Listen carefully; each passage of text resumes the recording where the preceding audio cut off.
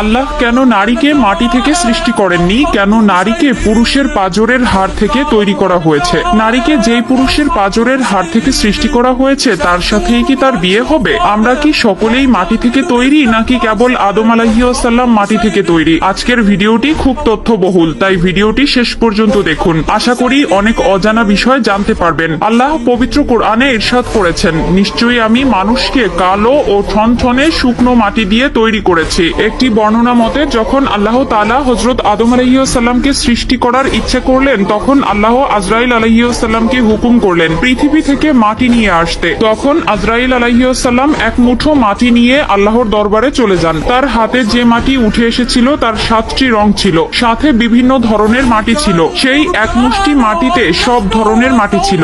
এরপর আদম আলাইহিসসালামকে সৃষ্টি করার পরে তার পাঁজরের হাড় থেকে এক মহিলাকে সৃষ্টি করেন, যিনি হলেন বিবি হাওয়া আলাইহিসসালাম। বিবি হাওয়া দুনিয়াতে আগমনকারী প্রথম নারী ছিলেন। হযরত আবু হুরায়রা রাদিয়াল্লাহু তাআলা আনহু হতে বর্ণিত, মহানবী সাল্লাল্লাহু আলাইহি ওয়াসাল্লাম বলেছেন, যে ব্যক্তি আল্লাহ ও আখিরাতের প্রতি বিশ্বাস রাখে সে যেন তার প্রতিবেশীকে কষ্ট না দেয় এবং নারীর সাথে সৎ ব্যবহার করে। নারীদের সাথে তোমরা খারাপ আচরণ করো না, কেননা নারীদেরকে পুরুষের পাঁজরের বাঁকা হাড় থেকে সৃষ্টি করা হয়েছে। পাঁজরের সবচেয়ে বাঁকা হাড় হচ্ছে উপরের অংশ।